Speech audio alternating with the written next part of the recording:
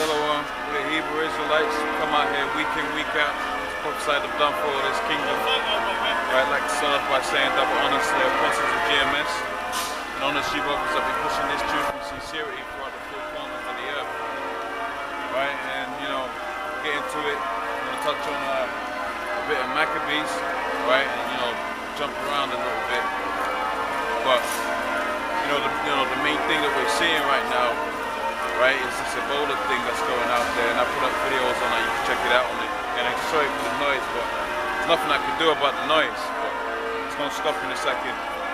Like I was saying, the main thing that's going out there right now is the Ebola. And I was watching a video by one of the Afghan out there. He put it out like as though it was a sleeping giant, man.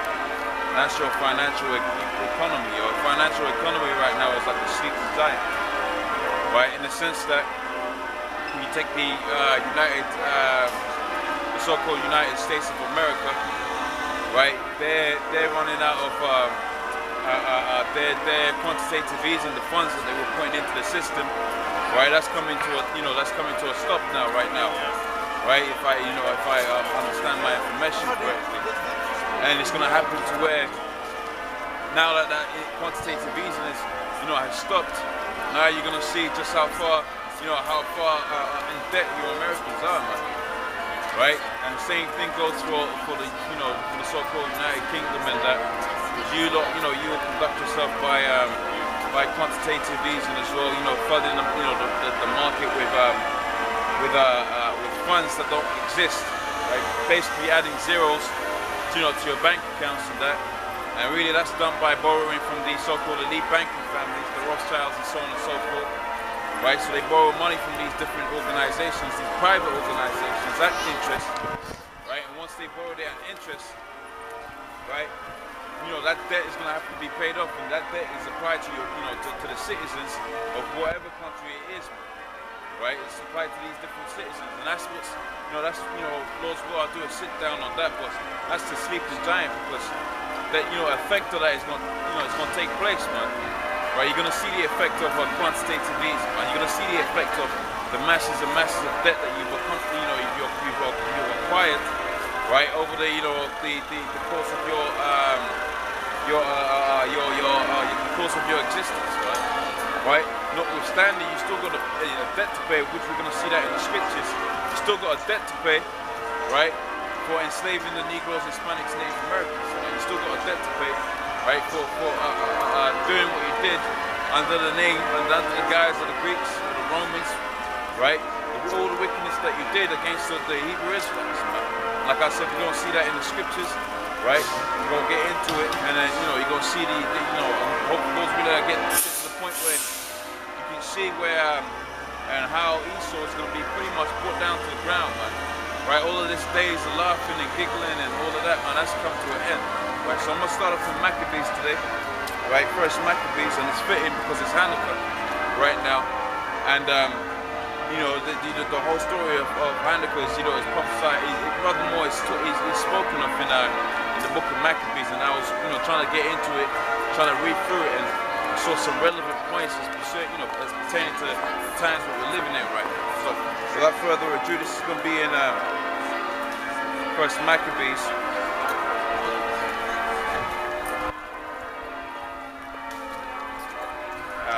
I'm gonna start right from the top, and Lord's willing, I get to read the whole chapter. And it says it's gonna speak about the accounts of Alexander the so-called Great, right?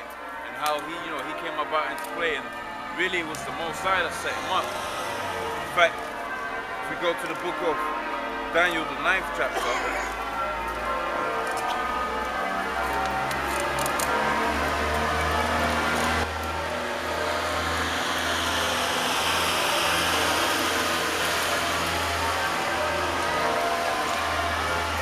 this is the book of Daniel, the 9th chapter, right?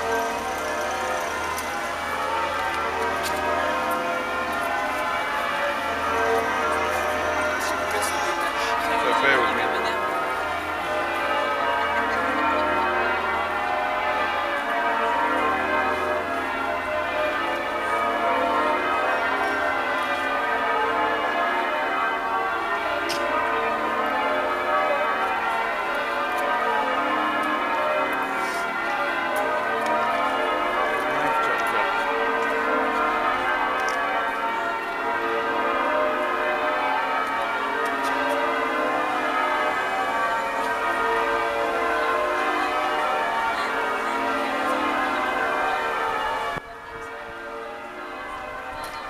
Sorry, bear with me. I'm looking for the right scripture.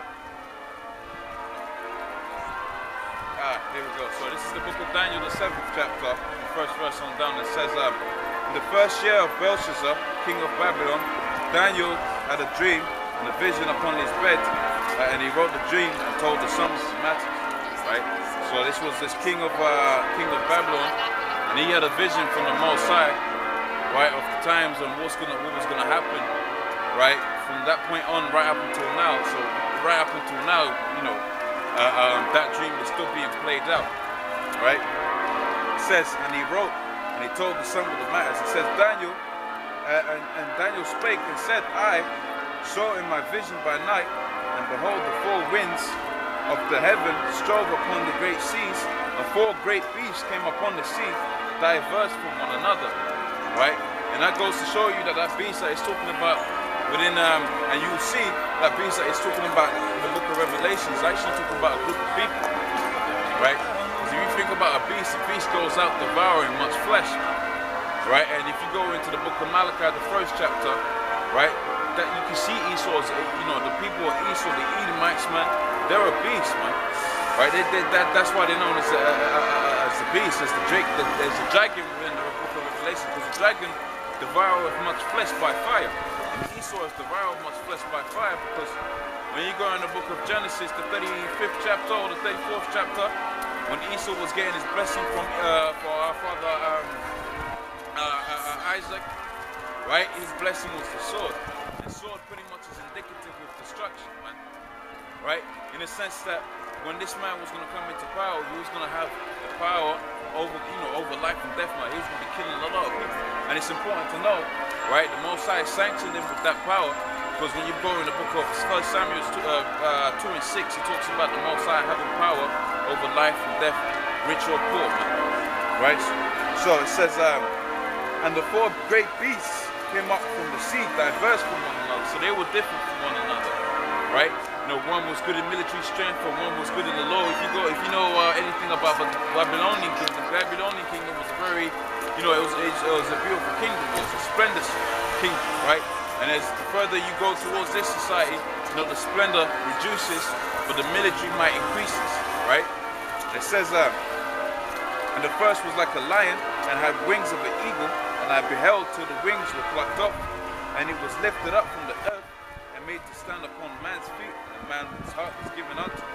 It says, behold, the beast, another beast, a second like a bear. So the first one was talking about the Babylonian Empire, the second one's the Persians, and the third one's talking about the Greco-Roman Empire, right? And the fourth one obviously is the Greco-Roman Empire coming back up again, right? Which you know today as the Americans, or we know in the scriptures as Babylon 2.0, right? It says that, and behold, another beast, a second like a bear, and it was raised up on one side, and it had three ribs in his mouth between its teeth, and they said thus unto it, arise and devour much flesh, right? And it says, and thus I beheld, and lo, another like a leopard, which had upon the back of it four wings like a fowl, and the beast also like four heads, and dominion was given to it. And after this I saw in the night vision, behold, a fourth beast, dreadful and terrible, and strong exceedingly, and it had great iron teeth, and devoured and brake in pieces, and stamped the registry with its feet, and it was diverse from all the beasts before it, and it had 10 horns, right? And that's talking about the so-called American Empire, man. That's talking about the so-called USA, man. Right? But now that same vision is given, right, in a slightly different form, in that you had the Nebu statue, right? And the Nebu statue basically goes to show you the splendor, right, of these kingdoms decreasing, but their military might increase, right? But without further ado, let's go back into the book of Maccabees, and it says, so that was that fourth beast was prophesied in the book of Daniel, right? And that was, you know, that's furthermore the third one, and the third and fourth, which is pretty much the same people coming back again. But that third one was the so-called Edomites coming into power, right? And it says, it's Maccabees 1:1. It says, and it happened after Alexander, the son of Philip the Macedonian, who came out of the land of Shittim, had smitten Darius the Persians and the Medes, right? And we know that from the book that just been read before, the book of Daniel, right? That that third beast was the Medo-Persian Empire, right?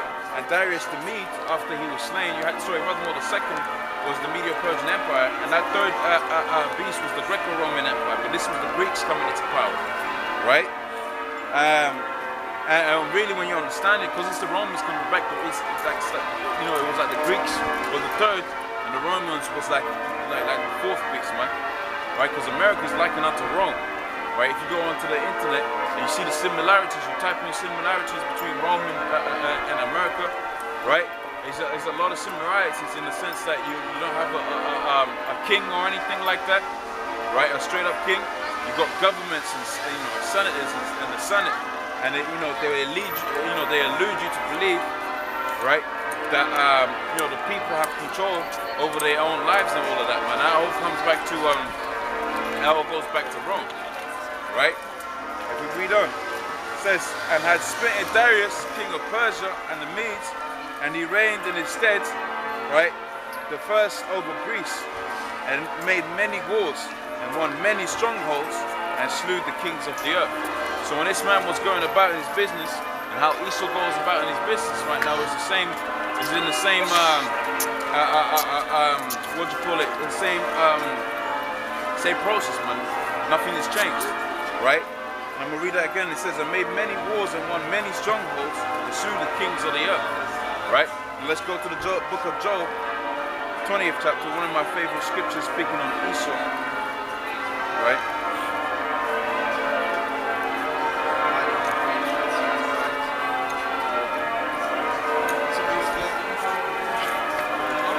Right? Because, when you go to war, right, you take down a stronghold and you take down the people, your pride is uplifted within you, right? You feel like you own the world, you feel like, the world is yours, but like it says in the book of Daniel, the 2nd chapter, on the 44th verse, right? In the days of these kings being the powers that be, like like how they read, like how it reads on the internet, right? But powers that be is really those elite banking families, and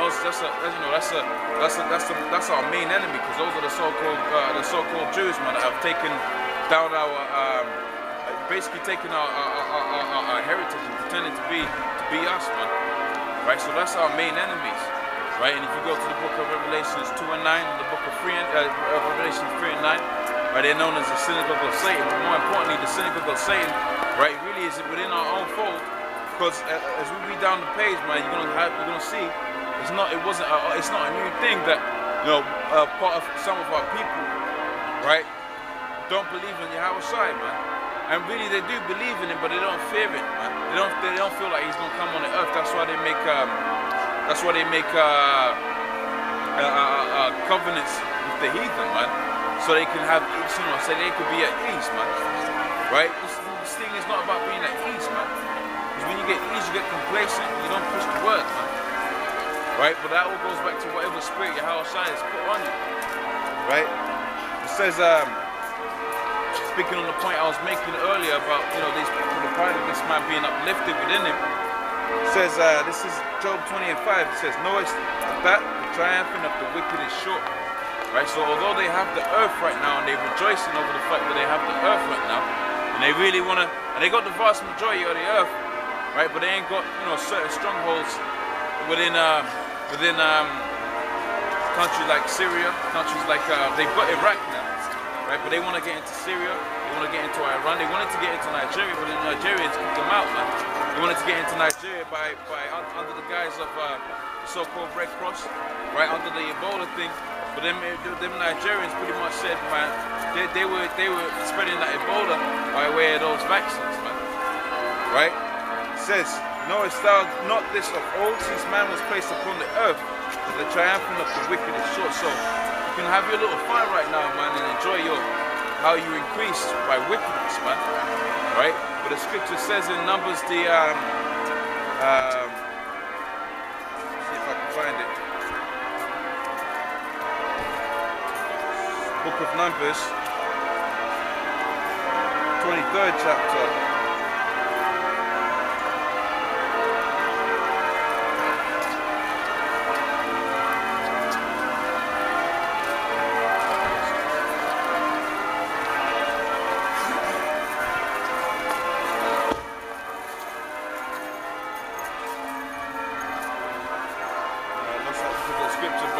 it pretty much says, man, the fact that, you know, the land is not going to be cleansed, right? Sorry, blood defileth the land, rather more so. When you go into when these Edomites go into these different countries, right? And they, you know, and they kill the people that are all in those different countries, like you see on the news, you know, X amount of hundred people have been, you know, blasted, right? You know, or airstrikes and all of that, or drone strikes, man, right? Because that's what you're seeing right now on the news. You're hearing about drone strikes, you're hearing about airstrikes against them, against, you know, so-called ISIS. But when you go into ISIS, right, you actually find out that ISIS was set up by the American government, right? So they can get into the interiors of the Middle East, right? But like I was saying, pretty much what they're doing is the American people, they're killing up all of these different countries, man. And the blood defileth the land, man. The Most High doesn't like anything defiled, so the only way it can be cleansed is by the blood of him that shed it, man. Right? And then you go into the book of Psalms, the 58th chapter and the 10th verse, it talks about how, you know, the righteous men are gonna be like they're walking in the pool of blood, and they're gonna be washing their feet in the blood of the wicked. The earth is gonna have to be cleansed, right? And we read that again. It says, "Knowest thou not this of old, since man was placed upon the earth, the triumphing of the wicked is short, and the joy of the hypocrite but for a moment." Right? And it says, "Though his excellency mount up to the heavens." So it feels like this man's really not gonna go down, because he's got his you know, he's got his spaceships out there in the sky and his satellites and all of that, man. Right? And when he builds, man, he builds, so he call them skyscrapers, man. And when you go into the scriptures, really you ain't supposed to be, you know, building above 3 stories. Right? So everything about this man is totally wicked. Right? It says, "Though his excellency mount up to the heavens and his head reach unto the clouds, it shall perish forever like his own dung. Right? And they which have seen it shall say, where is he?" So there's gonna come a point where you're gonna be like, where is Esau, man? Where are these Edomites that made the world to tremble? In fact, it says that in the book of Isaiah, the 14th chapter.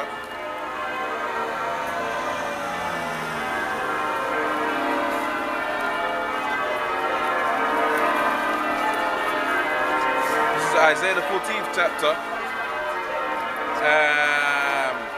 and the 12th verse. It says, "How art thou fallen from the heaven, O Lucifer?" And Lucifer just means light bearer, man. It has nothing to do with the so-called spiritual demon Satan. Spiritual demon Satan, you read the scripture, he works underneath Yahweh. He works for the Most High, right? He goes to and fro earth, tempting man, right? That's why. Because I mean, if he didn't work for the Most High, then why didn't he just? I mean, you know, so just for pointing out, like, why didn't he, you know, come up against, you know, the Lord when the Lord was on top of the mountain? He was fasting, right? Because he came to tempt the Lord, right? And after he tempted the Lord, he had, you know, he'd done his purpose. He had fulfilled his purpose as a tempter. You're going to from earth, and you read the book of Job, it tells you that. So this here is talking about a certain man. It's talking about a certain group of people. Right? It says, "How art thou fallen from heaven, O Lucifer, son of the morning? How art thou cut down to the ground, which didst weaken the nation?" So, you know, saying didn't weaken the nations, man. Right? That was Esau. He went into these countries, taking all of the natural resources in these different countries, man. Right? And basically being fulfilling his role as a spiritual counterpart to Satan on the earth, man. Fulfilling his role as the wicked. And when you go into the book of Proverbs, I believe it's the 16th chapter and the 4th verse, it says, "The Lord has made all things for himself, yea, the wicked," right, yea, the wicked, even for the day of judgment, man. Put it something to that, I'm pretty much paraphrasing. So, the wicked was made to be destroyed, man. They were made to do wickedness. So then once they have done and fulfilled their purpose on the earth, they was going to be taken down, man. Right? That's why it also says in Job the 20th chapter, don't you know the triumphing of the wicked is short, man? Right? It says, "Thou didst weaken the nations, for thou hast said in thine heart, I will ascend into heaven. I will exalt my throne above the stars of the Most High. I will sit also upon the mount of the congregation in the sides of the north. I will ascend in above the heights of the clouds. I will be like the Most High. Yet thou shalt be brought down to hell, to the sides of the pits. They that see thee shall know thee, look upon thee, and consider thee, saying, Is this the man that did?" See, that goes to show you, it's talking about a group of people, man. "Is this the man right? It says, is this the man that made the earth to tremble and that did shake kingdoms, right? The world that made the world a wilderness, right, and destroyed the cities thereof, which ties in hand to hand with what it says in the book of Maccabees, man. He made many wars with different nations, right? Took them, set up, all kind of different strongholds in these different countries, man, right? It says, I'll read that again. It says, that made the world as a wilderness and destroyed the cities thereof, that opened not the house of the prisoners. In fact, let me read from the 16th verse. It says, they that see thee shall narrowly look upon thee and consider thee, saying, is this the man that made the earth to tremble, that did shake nations, right? That made the world a wilderness, and this man has made a world a wilderness, man. You see the earth right now, the earth is in a state that it's never been before, man. The earth is totally, messed up right now, man. Right? You got GMO crops and GMO foods and all of that. The air that you breathe in is, utterly poisoned, man. Right? Trees and plants don't even grow properly in the society, man. Right? So this is, like it says in the scriptures, man, this is the man that made the whole world to tremble, man. The world was a wilderness before. Like I said, when you read in the book of Malachi, right, they shall know him as the border of wickedness, man. And the scripture says that for a reason. So back in the book of Maccabees, the 1st chapter,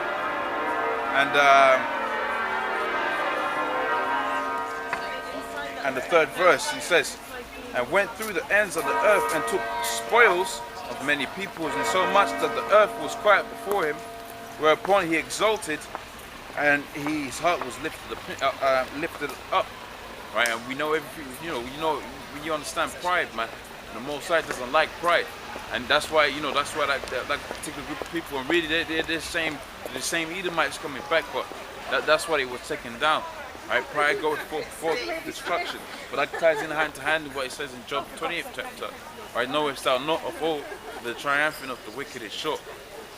Right, this is the 4th verse, and it says, and he gathered a mighty strong host and ruled over nations and countries and kings, and made who became tributaries unto him.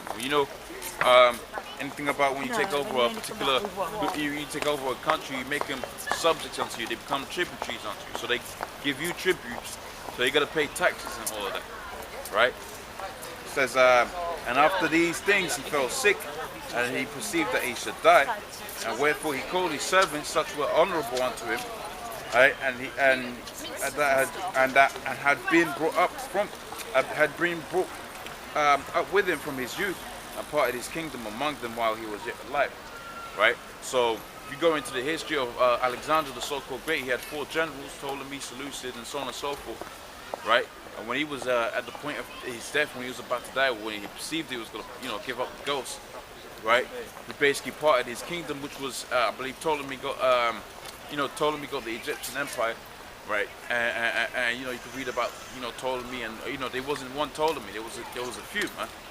Right, it was one. There was, I believe, it was the second Ptolemy that was credited with setting up the library or giving the most books into what we know today as the library in Alexandria. Man. Right, but pretty much that goes into that history. It says, wherefore his servants, such as were honourable, and had been brought up with him from his youth, and parted his kingdom among them while he was yet alive. So reigned Alexander 12 years, and then died, right? And his servants bare rule everyone in his place, and after his death they all put crowns upon themselves, and so did their sons many years, and evils were multiplied on the earth. That goes to show you who the wicked are, man. Because when that group of people came into the earth, man, wickedness multiplied, right? It says, I'm going to read that again, and after his death they all put crowns upon themselves, and so did their sons many years after them. And evils were multiplied in the earth. Right, and it says, and they came out of them a wicked root named Antiochus, right, or Antiochus, depending on what you prefer, surnamed Epiphanes, son of Antiochus, son of Antiochus, the king, who had been a hostage at Rome, and he reigned in the 137th year of the king of the Greeks. And in those days went out of Israel wicked men, who persuaded many, saying, let us go and make a covenant with the heathen. Right, and that's what you have right now. See, that goes to show you that goes to prove what it says in the book of Ecclesiastes, that there's nothing new underneath the sun. Just like how you had it back then in the days of the Romans and the Greeks, right? You had wicked Israelites basically trying to persuade, right, many Israelite men, pretty much to turn away from the Most High, to turn away from following Yahweh Hashem Yahweh, right? And that's the same thing that you have now, right? And you got a lot of dudes, you got a lot of Israelites saying you gotta be peaceful, you gotta speak softer, right? You gotta be subject unto the rulers that be, man. You gotta follow the laws, laws, statutes, commandments of the Most High, right? With a certain level of experience. But as you go and read in the story, man, and when you read the whole book of Maccabees, certain men were, pretty much ready to die for this truth, man, right? Now, if we go to the book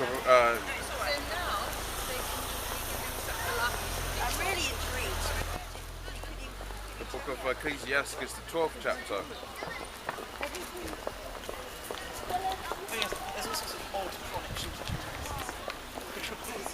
Right. So bear with me. And you see, we're gonna see what the conclusion of the whole matter. So Solomon had done all, Solomon was, renowned for his wisdom. And this is what he said as pertaining to all things, right? In the book of Ecclesiastes, rather more, the 12th chapter and the 13th verse. Right, it says, let us hear the conclusion of the whole matter, the conclusion of all things, man. Right? You got all kind of wicked Israelites upon the face of the earth doing all kind of wickedness, man. Right? And you got all of these kind of, seducing spirits, man. Right? What was the conclusion of all that? King Solomon said, let us hear the conclusion of the whole matter, fear the Most High, and keep his commandments. For this is the whole duty of man. So the whole duty of man is to fear the Most High, keep his commandments, man. And when you read the book here, it says, when you read the verse here in the first Maccabees 1 and 11, it says, in those days they went out of Israel, wicked men persuaded many, saying, let us go, right, and make a covenant with the heathen that are round about us, for since we have departed from them, we have had much sorrow. So they was basically saying we was better off underneath these different heathens. And we know anything about being underneath these different heathen nations, man. They do all kind of wickedness, man. And that's how these different Israelites wanted to conduct themselves, right? And that's just exactly how we have it now. You got this Egypt lover Shaka Amos, right? And he wants people to come back to Egypt and all of that. But if you know anything about it, Egypt, the only thing that made Egypt great was the fact that you had the Israelites, Negroes, Hispanics, Native Americans in there in captivity, and they are the ones that made Egypt great, man. Joseph, the story of Joseph goes to prove it, man. Right? How he perceived that there was going to be a drought, right? And through the perception of the dream that he had from the Most through the perception and the wisdom that the Most High gave him, he was able to perceive that drought was going to come, and so he started saving up stock and produce. So when that drought did come, Egypt became a great power, and he had many nations subject unto them, because food and that didn't really mean anything. Money and that didn't really mean anything to these different countries, because they had no food, man, because of that great drought. Right, so Egypt was really became great because of the perception that Joseph had from the Most High, man. Right, because of Israel and because of Yahweh, all right, and that's the same thing with this society, man. Like I was saying before, man, there ain't nothing new underneath the sun. What's great about this society is how you have, all of these different great buildings that you see that have been built here. That's all, architecture that was built up. If it's an old building by the Moors, right, that went out throughout all of Europe, and basically was in a stronghold right up until the 1500s, right? And then after the 1500s, you had the Edomites under the guise of the Italians and the Romans coming into power, and you had the Black Death, and the Black Death was sent forth as a plague, sent by the Most High, right, to take out masses of people and really to put Esau back in power. right? For a short period of time. And the same thing is spoken of in Revelations, where it pretty much says he was bound for 1,000 years and he's going to be let loose for a short season. And that's what you have right now. He's being let loose for a short season. But we know in the scriptures he was going to come down with a great wrath as well, because he knows he's got a short period of time to do his wickedness, man. Right? So he's going, he's going crazy right now because he's got a short amount of time to do his wickedness, man. Right? It says, let us go and make a covenant with the heathen that are round about us, right? For since we departed from them, we had much sorrow. So they basically saying they was catching all kind of hell because they had left, they had left these different heathen nations, man. Right? It says, so this device pleased them well, and then certain of the people were so forward herein that they went to the king, who gave them license to go to do after the ordinance of the heathen. Whereupon they built a place of exercise at Jerusalem according to the customs of the heathen. Right, and this is going into the topic of who the people of the Most High, the Gentiles, in other words. This is when the formation of Gentiles came into play, man. Right, and that's where you have all kind of Israelite strongholds, and they might not look like your typical Negroid or Hispanic or Native American out there, right? But when you go to the book of Deuteronomy, 28th chapter,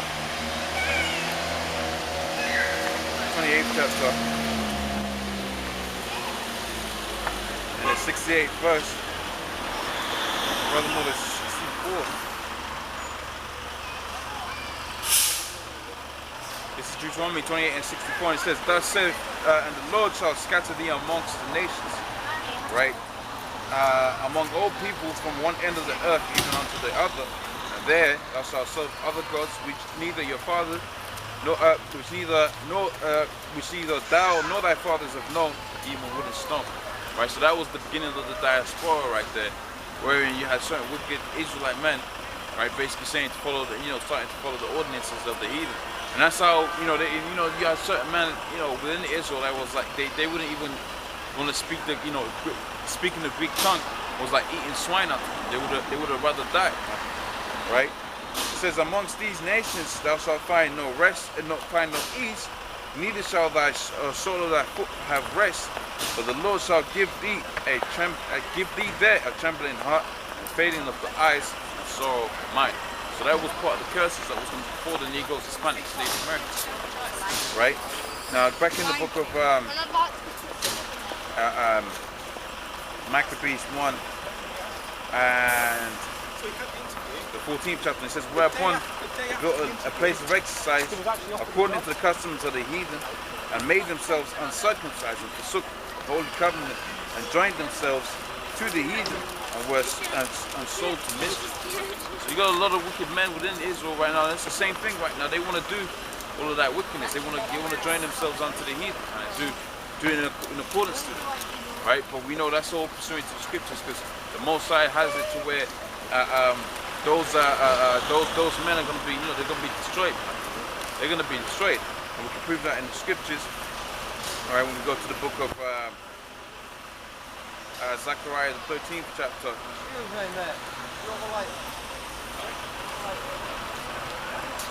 Zechariah, the 13th chapter, and the 8th verse. It says, and it shall come to pass that in all the land thereof, saith the Lord, 2 parts therein shall be cut off and die, but the third shall be left therein.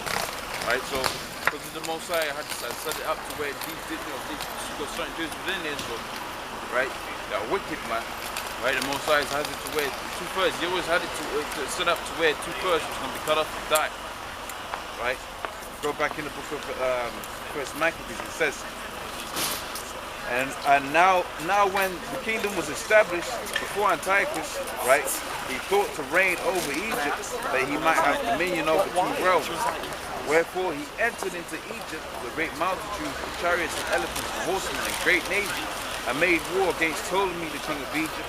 And Ptolemy was afraid and fled, and and many were wounded to death. And thus they got the strong cities in the land of Egypt, and he took spoils there. And after that Antiochus had smitten the Egyptians, he returned again in the 143rd year and went up against Israel, right, with a great multitude. So this was the beginning of Esau coming up against the Negroes, Hispanics, Native Americans, the Israel, right? Now we go, because it says that, I'm going to read it again. It says, and after that, Antiochus had smitten Egypt, he returned again in the 143rd year and went up against Israel and Jerusalem with a great multitude, right? In the same book is Zechariah the 14th chapter. We know what's going to happen to all of them that fight against us. And like I was saying, this goes pretty much to show you, right? These different nations, even though they only like you when you're in subjection under them, right? But before you have you under subjection, man, they come in all kind of heavy artillery and be killing masses and masses of people. And this scripture really is to call to remembrance what these Edomites have done, and we're going to get into it to where you're going to see what's going to happen to them for what they've done, against the people of Israel, right? Against the people of the Most High, right? Because the Most High is sort of peace with the heathen, and especially the Edomites. We're going to see that in the book of Isaiah the 63rd chapter. We're going to see that in the book of Isaiah the 13th chapter as well, right? How the Most High is going to come up against the remnant of Edom, right? It says, this is Malachi, this is the book of Zechariah 14 and 12. It says, and this shall be the plague wherewith the people that will smite, this shall be the plague wherewith the Lord will smite all the people that have fought against Jerusalem, right? Their flesh shall consume away whilst they stand, their feet, and their flesh shall, fought against Jerusalem, their flesh shall consume away whilst they stand up on their feet, and their eyes shall consume away in their holes, and their tongue shall consume away in their mouths. That's talking about those ICBMs. It's going to come by way of those Russians, right? As you're going to see in the book of Isaiah the 13th chapter, right? It's going to come by way of these different Middle Eastern countries, or these, the so-called Western world is coming up. So they go into these different the Middle Eastern countries, and just rape all of the resources there, man. They just take and kill, man. Kill and take. That's the way of this Eden, man. Right? He's the true devil, man. He's the true deceiver, man. He's the true destroyer on the earth, right? Like it says in Job, the 20th chapter, it says, though wickedness be sweet in his mouth, he tries to hide it, right? If we read on in the book of Maccabees, it says, and entered proudly into the sanctuary, and took away the golden altar, and the candlesticks of light, and all the vessels thereof, and the table of shewbread, and the pouring vessels, and the vials, and the censers of gold, veil, and the crown, and the golden ornaments that were before the temple, or all which he pulled off. Right? He took also the silver and the gold and the precious vessels. He took the hidden treasures which were found. And when he had taken away he went in his own land, having made a great massacre, and spoke very proudly. So after he had taken all of these riches and all of that, man, he spoke very proudly about that, right? And that's what Esau does, man. He, right up until this day, right? He goes into different countries and he makes a great massacre, and he talks very proudly about how strong his armies are, or how great a number of the people have been killed, or what riches and resources they've taken,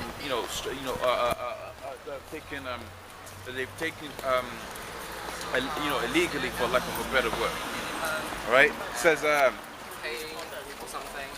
therefore there was great mourning in Israel, and in every place where they were, so that the princes and the elders mourned, and the virgins and the young men were made feeble, and the beauty of the women was changed. Right, I'm going to just see if there's any more meat within that.